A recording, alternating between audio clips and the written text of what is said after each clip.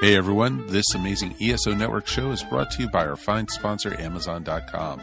Please remember to shop Amazon for all your geeky needs, no matter what time of the year it is. All you need to do is go to esopodcast.com/ESO Amazon, or click on the Amazon banner on the ESO Network webpage to go to our e-store. It's the best way to shop and the best way to support this program, and it doesn't cost you anything extra. Okay, that's enough of me babbling for now. Now on with your regular scheduled show. Previously on Podcasserole. Glomer is one of the most underrated cartoon characters of all time. Some call Glomer the Jar Jar of the PBU, you know. I haven't stepped foot inside of a Subway since, really. And neither is Jared. It's true. You're over at my home every week. Is there a meth lab here? Not a big one. I choose him, the one called Kirk. I'm freaking James T. Kirk. Find out more about Podcasserole now on iTunes, iHeartRadio, and Google Play. And don't forget AdamandJP.com and the ESO Network.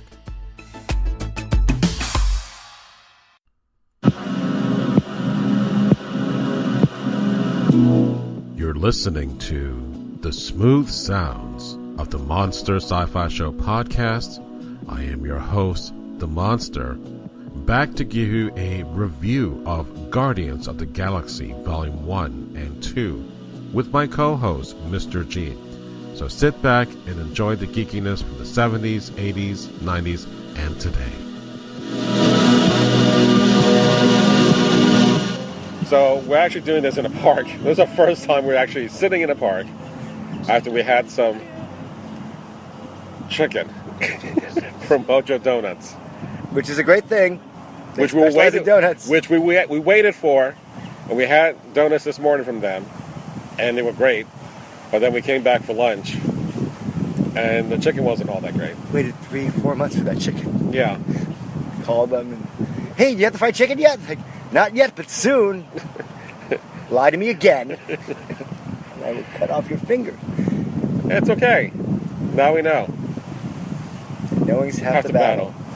Yo, Joe. Go, Joe. Winners, Bro. well, winners use hugs, not drugs. I don't know. Is that win going to be? It's fine.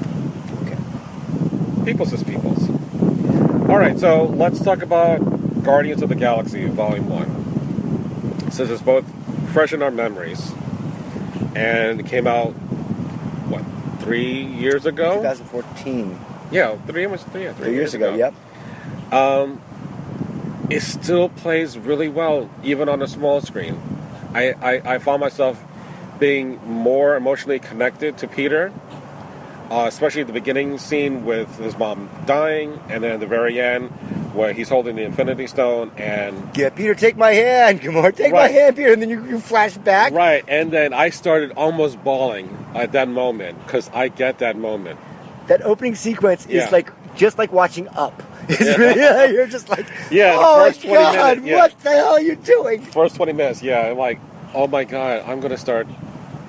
I can't deal with this. Good way to open a movie. Yeah. And then she's dead. You brought up a good point about this first movie, Guardians of the Galaxy, is a better team effort than Joss, again, I'm doing this thing, Joss Whedon's Avengers storyline. Which I was surprised to find. I watched it last night. They were 1 and 2, and for a while I was like, I like the Avengers a little bit more, but the Avengers worked harder for it. Right. Because there was the whole setup of the 4 or 5 different movies beforehand. Right. With James Gunn's effort with the Guardians, it's just one movie. No one knew what it was. Right. And that was a tremendous risk for Marvel / Disney to take, because no one knows what this is. And yet it hit a home run first time out. Yeah. But just that amount of storytelling and the quippiness of it, and the freshness of it, and years later you still put it in, and it's still amazing to watch. Right. And I think the argument is that because there is very little known about these new characters, you didn't have to worry about setting up all this extra baggage or canon about who these people are. It's just that here they are, here's the situation, and boom, off you're going. As opposed to, like you said, set up the Avengers, you have to do the Iron Man movie, Captain America, and then Thor, and then, of course, no Hulk, but which is what you brought up with the whole Justice League thing. It Yeah. can be done, Yeah. but it's got to be done with a competent person that really loves the characters and understands the storyline. Right. Which brought me to the question for you about, because you have this thing against the whole, you've started a good franchise, do not write or direct again. Right. Which was Joss's seeming mistake. But the weird thing about it is with Guardians of the Galaxy, no one understood the universe better than James Gunn, who created these characters, who came up with his own take on the spin on the characters, Right. and yet somehow he got autonomy to be left alone. Because there's no mention of the Infinity Wars. There's one mention of the Infinity Stones in Right, Guardians of the in the Galaxy second Volume one. 2. Right. But just one mention, and there's no crossover. Right. Nothing. Not even in, well, a slight Dancing Jeff Goldblum reference in the credits for Thor Ragnarok, but that's about it. But That's about it. And that's... And you're watching all- the 5 different post-credit scenes. You're like, all right, that's... Right, and it's only if you know what's coming out, then of course you appreciate that. But that has nothing to do with a damn movie. That's it. I think the problem lies is that if we try to do a Justice League movie without having the individual movies prior to like with the Avengers, the problem lies is that you're assuming everyone knows who these characters are. Everyone should know who Batman is, Superman, Wonder Woman, the Holy But Trinity. Cyborg, Flash. Flash, Flash is going to be... you should know that from the TV shows, Right. but then you're going to get confused that's not the same actor in that Right. role. And then Aquaman, you kind of know who he is, more or less. He talks to fish, and that's not the kind of character you want. It's like, well, he kind of does that. He's, Seaman. But Not touching that. Go ahead, keep going. So, but like you said, Cyborg. That's going to be a character that, unless you know of it from the comics, the Justice League animated series, or even the Challenge with the Super Friends back in the old days, Yeah. he was part of that team. And that's kind of hard because you're going to have more prominent characters as opposed to Avengers. Everyone seemed to be more on equal footing coming into that team. And like you said, that big moment in which all the Avengers are circled up and the camera does a full 360 and the music really swells around them. That's the moment like, oh my God, this is an Avengers movie. I don't know if we're going to get that exact same feeling. Oh my God, this is a Justice League movie because Superman is dead from the last movie. But you even had that movie in the first Guardians movie we saw, with when Peter Quill grabs the Infinity Stone. Yeah. And there's a whole Peter take my hand thing, and Yeah. then Drax grabs on too, and then Rocket, and there's that whole team thing, and you circle around, and that's Right. amazing. Right. So and that's, within- wow, that's a family, they're all friends, they're all suffering together, they're all standing together. Yeah. It's iconic. Yeah. So, again, I don't think you can do that with characters that you know about. So either you do it as nobodies, Right? then you can do the Guardians DC version, which we're not going to do that. No. So we'll see how that turns out, because that's a whole other discussion about, well, then will Justice League be better than the Avengers? We'll see. I don't know. I think the problem is you have too many big hitters. I mean, the only other character that's bigger than Superman and Batman is Spider-Man. And you Yeah. just got him into the MCU, and he gets his own movie this July. That's cool. Right, and he's part of Infinity War. Yeah, he'll be there, but that's later. Yeah. But I don't know. I mean, they're just too big. But then they add these minor characters. It's going to be weird because people. I mean, it might spur up interest. I mean, people know Cyborg from the Teen Titans Go thing, maybe. But then they're expecting to be like humor, and then like pancakes or stuff like that. Pizza. It's like a pizza. Video games. And where's Beast Boy? Exactly. Starfire. Where's Raven?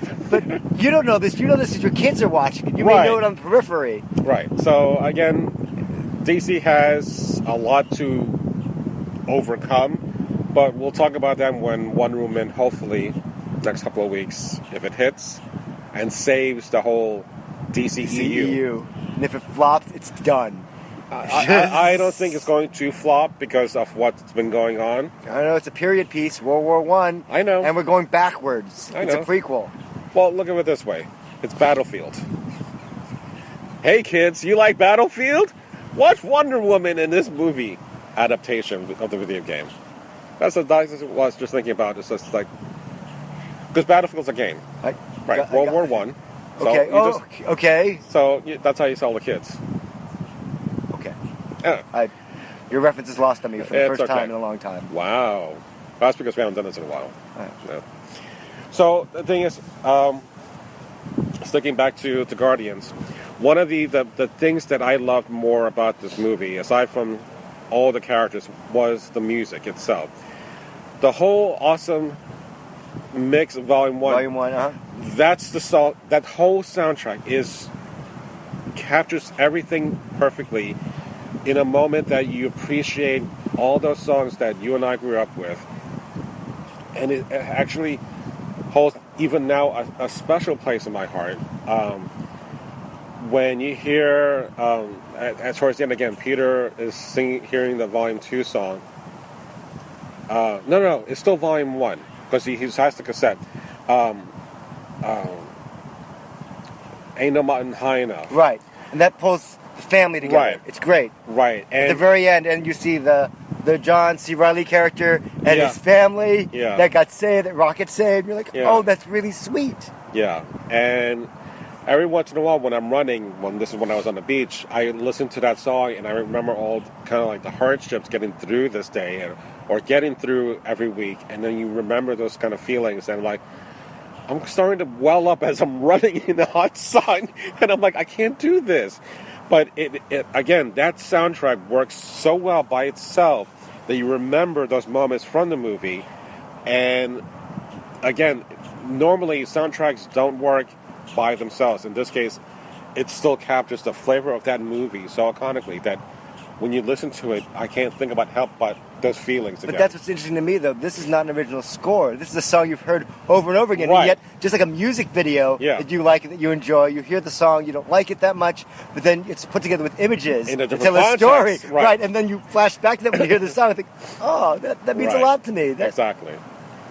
You know, or like when Peter's singing, I forgot the first opening song. I don't know either. Well, he's singing to the rat, whatever that's it. Come and Get Your Love? Yeah, whatever it is. Yeah, or the Ooga Chaka song, you know, that.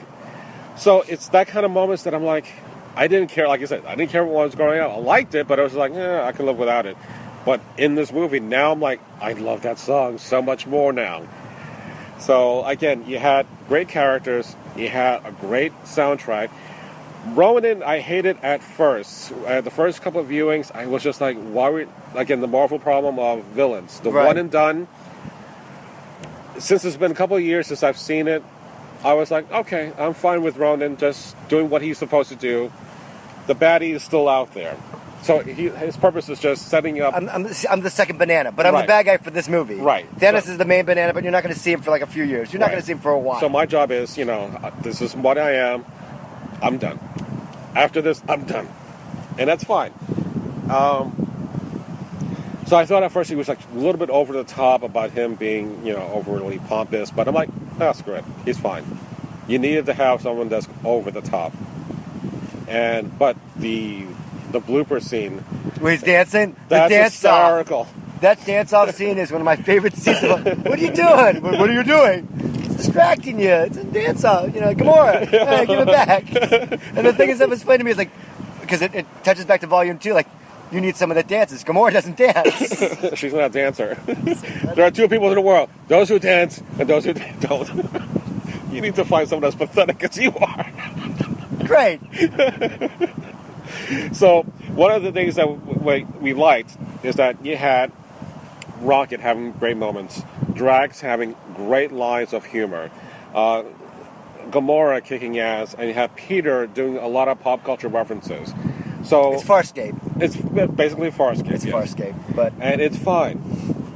But there are a lot of things that, like, if my son only knew who the hell Jackson Pollock, right, the black light line. You're like, oh God, please don't let him know about art in that sense, because I'm like, that's a loaded question to say, who the hell is that? I'm like, I'm not going to explain that to you. You can find that up yourself. And I like the way they kept the character correct, because like the whole, he goes, he gets the orb, And then he gets into trouble, and then that woman pops out, and he's like, "You, hey, Benit." He's like, I forgot you were here. And of course, his name was the ship Milano after Alyssa Milano. So there's a lot of 80 nods that you and I appreciate watching this movie, and it has a really special place in our hearts. And I just can't think that could this be done better, or again, and can you capture lightning in a bottle? So 3 years later, and that was the question, because I said, rarely does a movie with the exact same director comes back to redo or outdo himself in the sequel. It's rare. Godfather 2, Francis Ford Coppola, I think you can argue that 2 is equal, if not superior, to the first one. I don't know. But you can't say, well, what about Star Wars? Well, you had a different director. What about Robert Zemeckis, the Back to the Future stuff? I enjoyed 2. Third one I didn't care for. But the third one is better, I think, than 2. Well, you enjoyed that because it's different. It's different. It's slower pace. I enjoyed the zaniness of the second one, going to the future, going back to the past. So it was playing on itself, and then it gets continued in that storyline. I'm not going to say it's going to be better in that sense, better than 1. 1 is perfect. I love 1. Yeah. 2 is like, okay, we're again.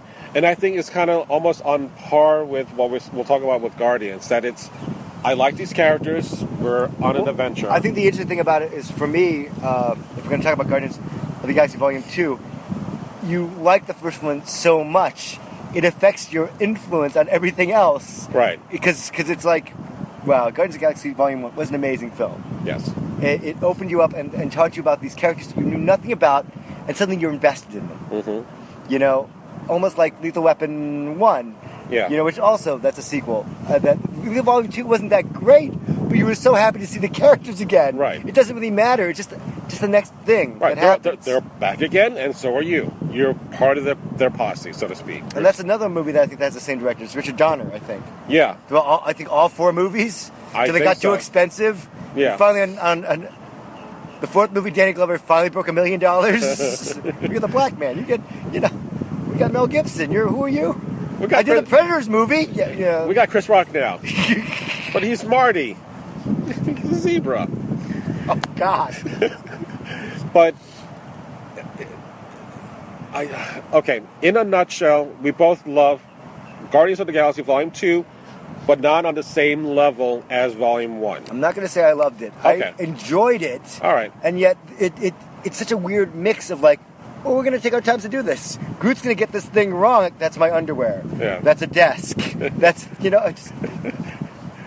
why you could be doing another scene. It's not really a balanced movie, but you don't care because it keeps going forward with different things you haven't seen. Well, like I think what we did was that it gave us the greatest hits of, you like Baby Groot, you got more Baby Groot, you got more Drax, you got more humor from Drax, you got Rocket blowing up stuff, even more so.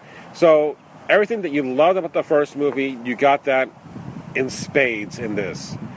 And you have some minor character development, which is interesting. Right. Nebula, I thought, was really good to have that backstory about, that's why she really hates Gamora, because every time she lost, she got changed. You took my eye out and took my brain out and put it in like, all right, that's fucked up. I'm sorry that Thanos did that to you. I hope you get your vengeance in the Infinity movie, but I don't know what's going to happen to you. Since there's no connection. But good luck with that. But, she did say that one brief line. It's like, all I wanted was my sister. She just... The two of them, after Gamora was still blowing up. In Guardians of the Galaxy Volume 1, there's a line like, you're going to die, and I hated you the least. Yeah. Like, all right, that's kind of affectionate, I guess. So, but which then it fits, because it's not so much of them fighting, it's just, unfortunately, this is what happened. They got a really screwed up family. Gamora's parents were killed right in front of her, and Thanos took... Right, adopted him and taught me to fight and tortured me. Yeah, it was lots of fun. It's, very dysfunctional. So are most families. I know. And I kind of like, that's why the first one worked, because everyone had lots of different pains. Like, you're not the only one that's lost people, like Rocket said. Right. You're not the only one. Boo-hoo! Your family's dead! And then Groot's like, oh. But that's the thing. Sometimes we get so caught up in our own bubble that I'm like, you're not the only one that's going through a shitload of problems today. You know, if it's not about, you know, your kids having poor grades, or your finances, or your failing health, or everyone has shit to deal with. You're not the only one. But sometimes you get so, my world is just this. I can't think of anything else. And it feels like that's my whole world. But when you're with other people, and it's like nothing makes you feel better when you have to hear someone else's problem and they're worse than yours. Yeah, that's a group therapy. That's the group therapy thing. I was put in group therapy once, and it was like, okay, so everyone's tell about their problems. I told my problem, someone else told their problem. I'm like, wow, you three other people have worse problems than me. I'm going to be okay. Right, exactly. Yeah. It's like, is that shit okay? All right. I'm going to be okay. I'm good. Thanks. Therapy's done. Hey, do you want to go on a date? You do? Awesome. Oh, wait, you're codependency issues. Oh, wait. Okay. I know you have low self-esteem issues, but that's okay. We can work around that. Just after I'm done. No, okay. Remember, money's on the dresser. What? Oh, Jesus. Too cold. I do. So Guardians of the Galaxy Volume 2. What did you like about it? I mean, it's not perfect. It's boring and slow. I like the fact that Ego is not in the trailers at all. Yeah. You get a surprise villain. Yeah, which is supposedly that one of the things that I'm like, there was great humor in the first trailer release with Rocket and Groot and Peter, and I'm like, this is going to be great. But then that's the problem. That was one of the big laughs about Yeah, I agree. I think that the whole thing, they give away too much in the trailers. These are the funniest scenes, and it's two different battles. Yeah. The first battle, which just a random start, which we're just doing the opening sequence. Yeah. It's got nothing to do with the movie. Just the opening sequence. You're just watching Groot dance, and then right. So again, the destruction of Ego. You love Baby Groot, you got more dancing. So it gave you everything in space, but the problem lies is that the whole Peter storyline, it had to have been done, but it just kind of slowed everything down to a crawl. But the surprise to me was, again, how it all ties in. And after watching the first episode, or the Volume 1 movie, Yondu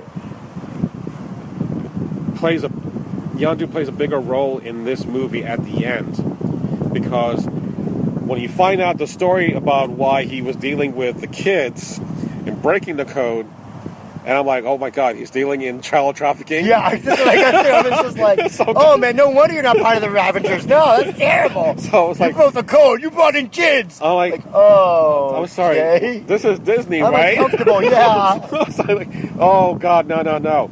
But then we find out his story about how he purposely kept Peter because of what he found out, what Ego was doing to the other kids. But then you find out that it's him. He's a good guy. Like, because right. Why are we letting him go? Why don't we we can get more money for this? Right. Why do we always take a quarter of the percentage? Right. And then they revolt, and So that kind of moment really, to me, saved the whole movie at the end because of the whole father issue. Because it's not the biological father; it's the guy who raised you.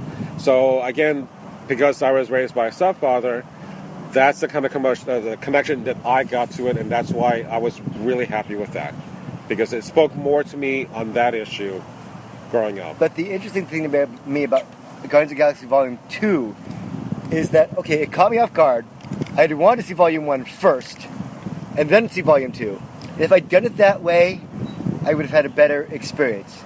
Didn't mind Volume 2 standing on its own after, 3 years? Yeah. But was taken out of it a little bit. Now that I've seen Volume 2 and now rewatched Volume 1, I want to go back and see Volume 2 again. Yeah. Close to the time, because I'll get more of an experience out of it. I agree. Which is the goal, because the goal is get my ass in that seat more than once. Right. 'Cause At least you'll within the first 2 weeks. Right, you'll get me once. Yeah. You'll get everyone once. But can you do it again over Yeah. the next 6 weeks that it's out? Yeah. And yes, I will try to, because I liked it in 3D. Yeah, that was the one thing I forgot. We never did talk about. How was the experience with it? Did it just feel like Star Trek Beyond? Like it didn't add. Star Trek Beyond was fucking awesome in 3D. Right. So it added the whole the Franklin Wow. moment. It was amazing. But here, I really couldn't. Other than the beginning of Groot dancing and the background being blurred out, basically. Yeah. I don't see any other big sequences that I thought that would be like amazing. Maybe on the world. Yeah, Ego's Planet thing. Yeah. I don't know. I was told to watch in 3D. I saw it in 3D, but yeah, you're right. I wasn't blown away by it in 3D. I could watch it normally. Okay. Because the thing is, it's amazing special effects, but you don't need it in 3D. Okay. The first time, yes. The second time, not necessary. Right. You can do it if you want, but it's not mind-blowing. Okay.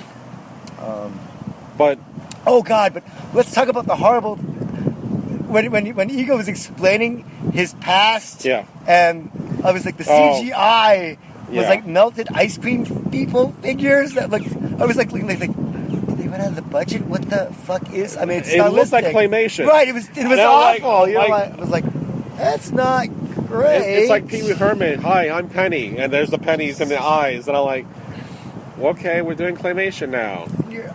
You're still wearing Ravager clothes. I don't know. So I guess every encounter he had the hair big and poofy, and everyone loved it around the galaxy, and he's kissing every living thing. Yeah. And I'm like, He's Zeus. I'll be a goat. I'll be this. You're like, but he was the exact same thing for everybody. He doesn't change. yes, but only Peter's mom was able to produce that. The offspring, and I'm alone. Your motivation there, Kurt Russell, or Ego, is just, I just want to be alone. That's it? You just, okay.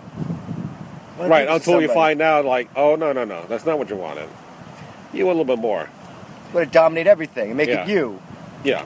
Which, again, that was weird. That, okay, oh no, this huge protoplasmic blob The spreads tweets. across miles and then kills a whole bunch of people, then stops. Right, because it got distracted. Right, and then we're okay. We're okay for like an hour. You're close to it. We poke at it. The police are there. They set up a perimeter. Like, let's take go back pictures. to your home. Go back. And then it continues to drive and kill more tens of thousands of people, organisms all over the galaxy. Yeah. Yeah. That.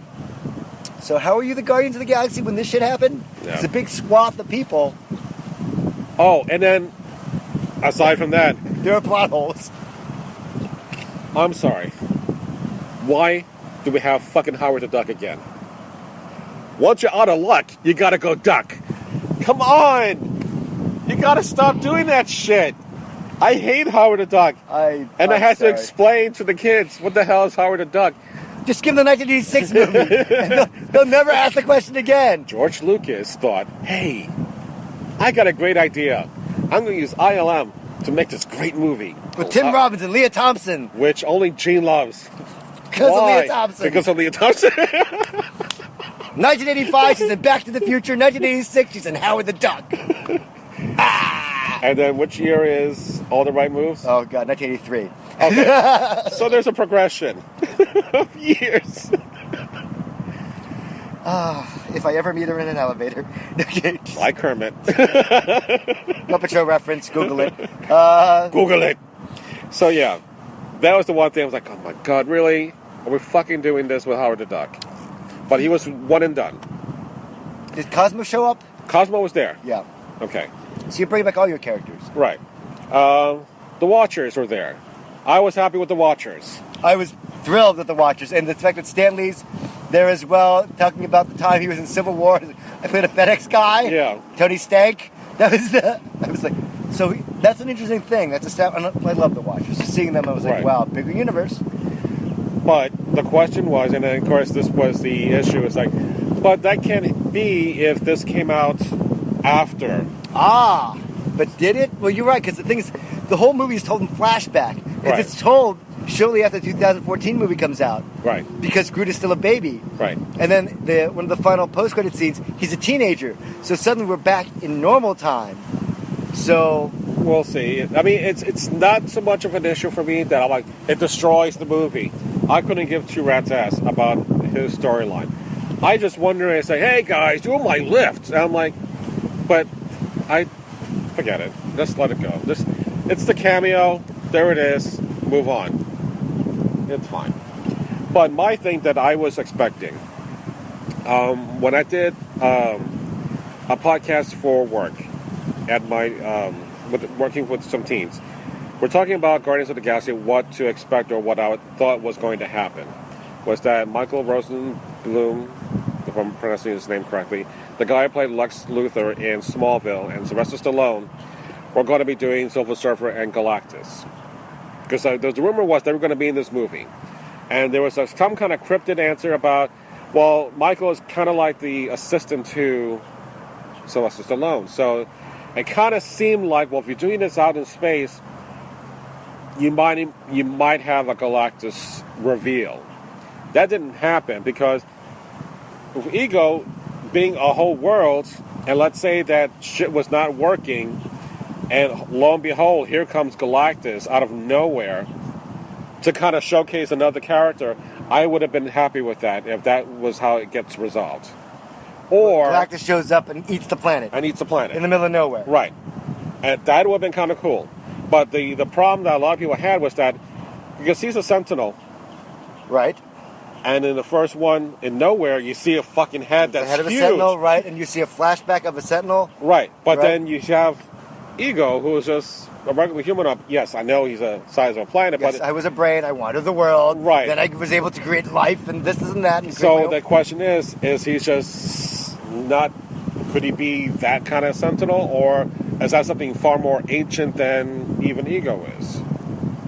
I don't want to read those comic books. Okay. So plus, they're going to change stuff anyway. Right. Exactly. Because again, no matter how much you may like or dislike the comics, this makes a difference because MCU has its own world. We're going to edit this to fit our needs. Because we don't have Galactus anyway. I know, which is the other thing too. It's like, well, you were expecting that?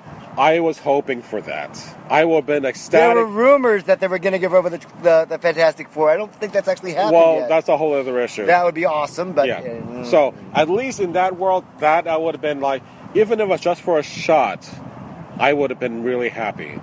But the other thing that when the whole plasma thing crawling over Nova Prime, let's say that it destroys that whole planet, but there's one survivor. I would have been happy like, we got Nova! And that was it. You don't have to show anything more other than just the one person going to be Nova. That would have been great to set up that world, that universe, that character. But no, they didn't do that. They didn't do Galactus, so I was like... Yeah, but your Nova Prime, your Nova characters in both the Guardians of the Galaxy sets from like 2014 and in this one. I know. So where the is he? Not in the movie. Because he was the sole survivor somehow, and I was expecting this like, no, we don't get that. Okay, we're getting too nerdy and geeky crap. Yes, we are. But that's besides the point. So that was my kind of letdown moment. Aside from Peter basically getting kind of shafted in the story. And even though, yes, you had to do the Peter and Ego son, dad storyline, it just... Compared to the first one, Peter is a lot more shortchanged as far as humor, shortchanged as far as being a leader. Yeah, he doesn't get to do much. Yeah, he gets to play family time with his dad. He turns out to be evil, and then you're a background character. Right. To that whole thing, because that whole thing has to unravel, and it's Kurt Russell explaining himself. Yeah. And doing exposition, and then you stand there entranced because you're kind of buying it. But then I tell you. It really almost killed me to put that tumor in your mom's head after visiting for the third or fourth time. Yeah. And he shoots him, killed my mom, then conflict. But no growth. Yeah. No growth, really. Just, this is the end of your storyline with your dad. And Yondu's your dad. right. So that's, your real dad. Yeah, your real dad. But yeah, and then all you get to do is yell about tape. Which, did you ask Nebula? Yeah, no, he didn't. But that tape that was just like, really? You could have cut that out and it would have been fine. There were a lot of weird things in this movie because I don't know, the writing for this movie, for me, felt really uneven. I get that it was working, the whole, Gamora and Nebula have to have their scene together Right. and have a resolution together. Rocket and Yondu, for some reason, have to bond. Yeah. But it was just like, It kind of worked. It didn't feel organic to me this time. Yeah. First time it all flowed well. Yeah. But this time I'm like, no, well, let's put these characters together. Let's put Drax and Mantis together. That's because of James okay. Gunn doing the whole script himself, as And he opposed started to writing it like when the first movie came out. right. And like he said in Empire, it's like he knew exactly how this was going to end. Yondu's going to die, and Ego's dead, and all that, blah blah blah. So that's fine. And I don't think I would have changed it plot wise. I think the pacing was a lot different. It's fine. I don't mind it, but it was weird. It feels uneven. It feels choppy to me at points. But the thing that scares me the most was the whole Starhawk and the old 60s Guardians of the Galaxy showing up at the end of the movie. Yeah. That really disconcerted me because James Gunn has said that, okay, by the end of the third movie, we're going to be done with this iteration of the Guardians. I don't really want to see the 1960s or 70s version of the Guardians taking their place because those are not characters I'm even remotely interested in. And I don't really enjoy the performances of Sylvester Stallone in any movie I've ever seen him in. Well, it's not that it's bad. It's just that, you know what? Go stick with your Expendables 4, 5, and 6, whatever. And I'm sorry, you've got Sylvester Stallone and Kurt Russell in the same movie? They don't share his scene for the Tango and Cash? No, right. Come on, that'd be cute. Yeah, don't drop the soap. Oh, don't be flattered. It's from the 80s. Come on, no. 80s, 90s, whatever. I don't know. 80s, 90s, and today. Light FM. So, I was okay with that. And it didn't bother me that it didn't have to do everything 80s, but I felt very devoid of looking through Peter's eyes, that world, again, like we had in the first movie. All the pop culture references, making references, calling this guy a Ninja Turtle. It was funny because he was our linchpin. Here, I just felt, I don't know who to really hang on to go through the story, because I really couldn't feel Peter's pain or feel that connected to him, because he was, again, everyone else was doing great stuff, but his stuff was just... But he got to play catch with his dad. Yeah, and it was this short of, build it and he will come. What? I said he'll build it and he will come to play catch with me. I did like the way that they incorporated music into the whole movie. The way that everyone likes the music. Yeah. And yet the music somehow was disappointing. Yeah, except for Brandy being played a lot more often than I cared to. It actually was more impactful for the song, but it didn't have the exact same feeling like, oh my god, I can listen to this Volume 2 soundtrack by itself. Yeah, all day long. No, you wouldn't be able to do that. And I looked at the listing and I'm like, oh, I'm going to have to listen to this because I don't remember who these people are. Let me listen to it. Do I remember any scenes? No. So that's, I think, another disappointment was because of the soundtrack not being as good as the first one. I didn't feel that emotional connection to be like the icing on the cake. The movie's not that memorable. It's funny, but like I said, you don't remember it. You forget it in like in a day. You're Yeah. like, what, did I watch that movie? You do remember watching it, but there's no amazing things that happen. It's just character growth. Yeah. A little bit of character growth, a little bit of plot development. We finished with Peter's dad. We got 2 more crew members. Which I love Mantis. I love me Mantis. You know, if you have sex with her, she's going to kill you. As long as I have sex with her. I don't care. She's praying. No, it's not. That's us. Whatever. Yeah, okay. Pray, eat, love, whatever. Wow, that almost made it. Things eat, drink, love, isn't it? No, eat, pray, love. Eat, pray, love. There's only 3. And your world is a lot more drinking, less eating. Julia Roberts, what are you doing here? Praying for a career. Yeah. Tinker bitch. All right, so. Wow. You didn't like Hook? I don't know what I like. I used to like Hook. So I watched it again. I'm like, I can't believe I used to like Hook. That's Glenn Close. That's Phil Collins. Look at this. Bob Hopkins. Oh, God. Run home, Jack. Run home, Jack. Oh, sorry. Home run, Jack. Oh, that had Robin Williams in it. You made me sad. Sorry. It's okay. Debbie Downer. It's official.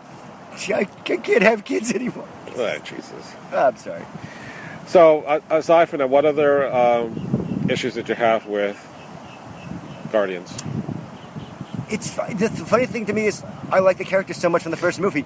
But again, watching the first movie recently, the effects in that are so amazing. Still, the Nova Prime Tholian web thing. Yes. The fact that those ships fly and defy the laws of physics. That epic battle on top of Nova Prime. I'm like, this is freaking amazing. Yes. And so many memorable moments. So many things I've never seen. Turning the gravity off outside the area and then flying using the robots. That was just amazing. This movie doesn't quite have those moments, but it's fine because you're with these characters again. It's a fun adventure. Not as fun as the first time. Yeah, it's like watching Star Trek 3. Yeah. You saw Star Trek 2. I loved that. It made me cry. And then, okay, so we're in another It's a adventure. follow-up. It's not as good, but you're there. Kirstie Alley's not here because now she's making money on Cheers, but not as Diane. But, who's Robin Curtis again? Yeah, I don't. Sapphic? Yeah, kill her! Oh no, you can't kill her because she needs to. You Klingon that bastards. weird finger sex thing with Spock. You killed my son. But do you think she was pregnant? I don't know how. She was going through Pon farr. Okay, I'm just saying, she could technically have an offspring and just kind of kept it quiet. We're really talking about Star Trek 3. I'm just saying is that Savik's character. Look, from the finger scene. You got it. You do the Pon farr. No one's around. David doesn't care. You got to do something to. David is dead. You got to do something to kind of like ease his pain. Come on, it makes sense. Tuvok got it from Neelix. A hologram. On a hologram. Yeah, look, Tuvok, I can do this. I can duplicate your wife. Right. Says Tom Paris.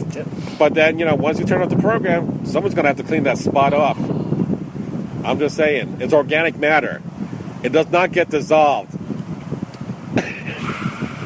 Right, getting back to Guardians of the Galaxy Part 2. I am not prepared for this conversation.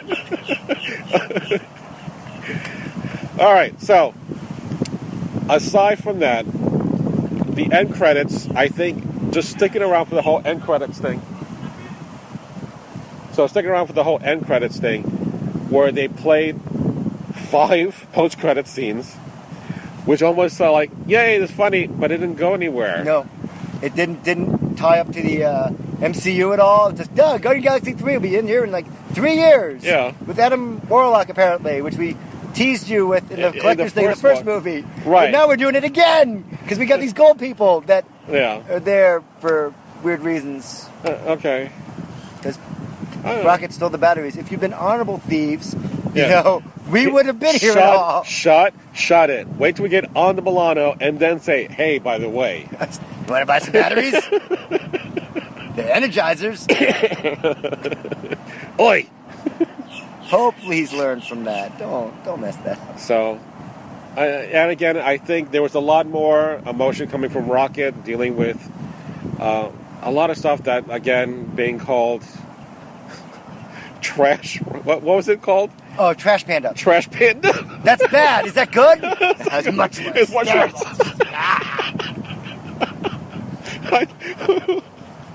Triangle face rat. It's like trying to. Like, I don't know what triangle face. So, I got to appreciate Bradley Cooper a lot more as Rocket. I hate when he was on Alias. And I'm that's not who I am. I'm this. And I'm like, that was the one thing I hate about Alias. Like, please, I don't want to see any more of him. What about the vampires at the end of season 5? The Oh, one they the cut Russian. short. Oh, Jesus. The Russian zombies, vampires, whatever you want to call them. God, that was so damn awful. So, what else can we say about this movie? It's fine. It doesn't stand out, but it doesn't need to. It is watchable. It is rewatchable. Yeah.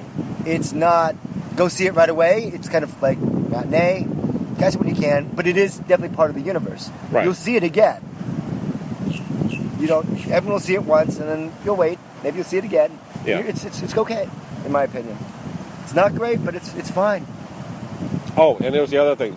It doesn't piss me off in any way, shape, or form. It was good enough to Right. I'm not angry with this movie at all. It's entertaining, a little long in the plot. Yeah, a little self-indulgent, but it's fine. Right, and we talked about how in most of the Marvel sequels, the second movie never really measures up to its first. Iron Man 2 really kind of slowed down a lot because of multiple storylines, Whiplash. But a villain you didn't care about. Right, and then you had Agents of S.H.I.E.L.D. all in the mix, all of that, which after some time, I'm like, okay, it's not as bad as I hated first, but compared to the first one, no comparison. Well, this isn't bad at all. I mean, this is like it's like better. Winter Soldier. Winter Soldier was fine. Winter Soldier raised the bar. Yes. This doesn't raise the bar. It comes good. close. It's okay. Yeah, it's Star Trek 3 okay. Yeah. Star Trek 3. Go right back to that. You bring us here. I need my pain. No, that's Star Trek 5. Whatever. But he blew up the Enterprise. That was cool. Which is never another saw good that thing. before. That's Right. You got to watch Star Trek 3 for that. Right. So you Even get though that it's one got Christopher moment. Lloyd in it. Yeah. Right. So you get that one moment like, oh my God, what'd you do? I blew up the Enterprise. Fuck, how come we gonna get home now? We used the Klingon ship. That's fine. It's like, oh, I No, didn't that's think a about great that. scene. That No, it is. My God, Bones, what have I done? What you always do. You give us a fighting chance to live. It's great. So here it's like, well, you obviously you crashed a Milano, and all you gotta do is Spray paint it. Yeah. Spray paint gun. We can create matter out of spray paint. Wow, that's All incredible. the technical electronic shit. Okay, good. Easy peasy, lemon squeezy. So it does, and in the realm of all the other sequels, hell of a lot better than Thor Dark 2, World. which you didn't like. I didn't mind it. I know, but We have different rules. I For know. me, it's entertained me. At least it's fun. Compared to all the other sequels, this is probably one of the better ones overall, but not compared to the first one. I liked it a hell of a lot better than I liked Age of Ultron, Yes, Age of Ultron. which flopped in my mind. It was like, what? But he had studio interference. Yeah, I that's a whole creative mess, and I think because he had ideas, and like you had to compromise. Like, well, you want this, you want the farmhouse, fine. You have to do this. Right. You got to add this scene with Thor topless. In the water. Yeah, it doesn't make sense to your plot, Yeah. but okay. So in any case, we have Thor Ragnarok coming out, which I got all over excited seeing the trailer again in the theaters. I'm like, oh my God, this is so much better watching on the big screen and then seeing Hela just holding that meow meow and just crushing it. Oh my God. Yeah, we got to wait till November. She's hella hot. I love her. Just at one moment, I'm just like, You remember she was in Crystal Skulls, right? yes, I know that. But again, I liked her a lot more now. And it's the hair. She's a brunette now. No one of the time she's like a blonde, but no, she, in Kingdom... She's got that horrible wig. the short, It's short bob. They're like, no. But again, it's the flavor of the week. So it's Mantis this week. Hela's going to be in a couple of months. So happy that your Maybe- wife doesn't listen to this podcast. She knows. She knows. Okay. Again, it's not a matter of what you say, it's a matter of what you do. Am I going to do Mantis? Mantis is not real. Just be careful where you put your dream catchers. Dream catchers? Never mind. No. I don't use socks. Kleenex? Ah, Whatever. said it. Damn it. Some pollen painting. Want a black light? Black light. No. All right, so I think on that note, we're good. Oh, yeah, the finger around the neck means that means death. And the death of this You know what podcast. this is. You know what. Metaphors go over my head. I would catch it. Nothing goes over my head. Call me a thesaurus again. I will kill you. And I think that's what it's those kind of moments that I'm like, you were not expecting. It comes out of nowhere with humor that I'm like, that's funny. Talk about the first movie again. Yeah, the first movie. First movie was brilliant. The script was amazing. And I think that's what it is. You know, like Rocket saying, I need that guy's leg. Yeah. It's like, I don't need... And that guy's eye. No, doesn't need the eye. What? Did you see his face? What was his face like? So it's like, again, you are so taken aback because you had no idea how or who You these didn't people know are. these characters at all. And it was just like a fresh palette. And the guy got painted perfectly, and it was like, do it again, but bigger. And I'm like, okay. Okay, try. And he did. I would say, if out of 100, I would say 90% I was okay with. But the big 10% of that movie was the Peter and Ego story. So did you love Guardians of the Galaxy Volume 2? I liked it. It was entertainment. I didn't love it. I remember. My love is limited. I love a lot of things. I know, Mantis. Anyway, moving on. My thing is that, given time, if I look at this movie again a couple of years ago, Right, as you will watch this again. Yeah. You will get it on DVD in 6 months. Then how are you going to feel about it? I'll watch it again, and I'm sure I'll be okay with it. I think the key is to watch the first one and then the second one shortly after. Right. And then you go, okay. Yeah. Now it all fits. It's beautiful. Yeah, because the whole Nebula and Gamora moments, It'll fit together better. it fits. I'm like, I didn't realize it worked that well until I saw the first one, because she does have resentment until then. Now we know why in the second movie why she does that. Right. We also know why Gamora's like, no, fuck that. I was tortured. Right. Thanos killed my family in front of me, and he tortured me. Right. And maybe this deadly assassin, like, fuck that. I'm going to win. Right. It's like, So all right. basically, you only know one side of the story. Now you know the rest of the story. So that's. But we're all friends now, Yeah, so it's fine. fine. But I'm gonna leave. Bye. Bye. Bye, Felicia. So, action figure wise, would you get any, or just I'm like going to buy them all. catch them all? And the only one I don't want is Death Head, but he doesn't come with a Mantis piece, so that's fine. Okay. Oh, and that was the other thing too. I completely forgot the whole laser face. Taser face. Taser face. Jesus. That whole taser face. It sparks death. No, it doesn't. It's like, so you woke up one day, you looked in the mirror, and you said, Taser face. So, again, there are moments, and I laughed out loud that this is hysterical. But it's other people and not Peter Quill that I would have appreciated that. The movie for that moment it's very tongue-in-cheek. Yeah. It's very winking at the audience and telling a story, which James Gunn does pretty well. It's not a great moment, but it's damn funny. Yeah. But again, someone got shortchanged, and that was Peter. Yes. The guy who runs it all got shortchanged. But isn't he doing Jurassic World 2? Yes, he is. So there's no problem. He can do whatever. He did Passengers. I know, which I have yet to see. I haven't seen it yet.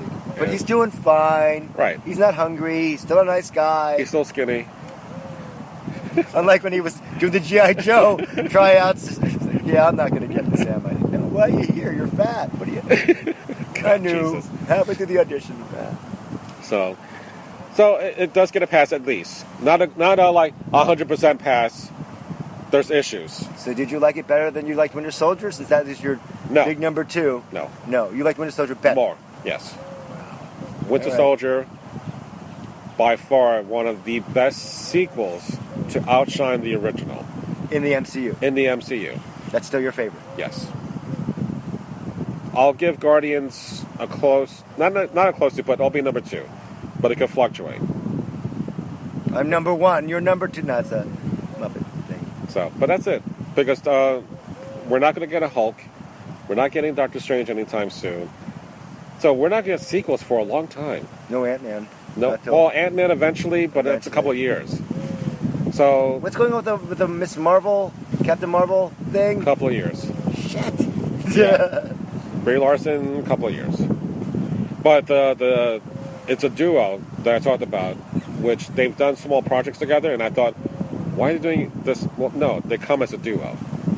It's a male and female directors. So they're co-directing. Okay. And then I looked up their filmography, and they're like, oh, they work together anyway. So it wasn't as if, like, Brave, kick off the director halfway through the movie and say, hey, let's bring Can you someone fix up. this? Sure, Brother Bear. Got it. Good dinosaur? Oh, God. Got it. The sad thing was I watched the Good Dinosaur commentary afterwards. I said, what the heck were you thinking? Yeah. And all he has is yes men. Like, so we did this scene. So, Brian, why don't you talk about this scene? He's like, I was the set director for shadowing on this, and we just did this. Like, wow, that's no explanation about the plot. What happened? Yeah, so... All right, so I think we're done with our takes on Volume 1 and 2 of Guardians of the Galaxy. And Still awake? We're still awake. And I think the chicken is talking now. Okay. I think we need to choke the chicken out. What?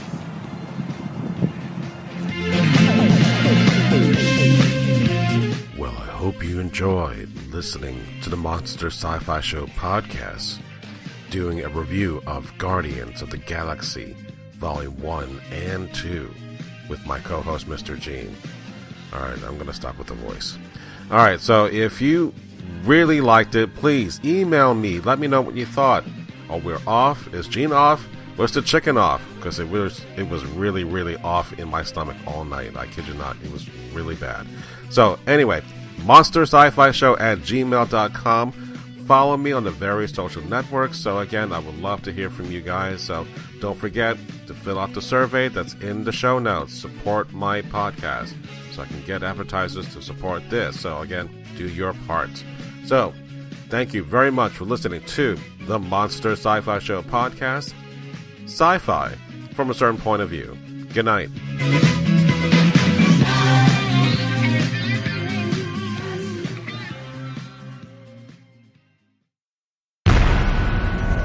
This has been a broadcast of the ESO Network, your station for all things geek, classic, current, and beyond. Be part of the crew at ESONetwork.com.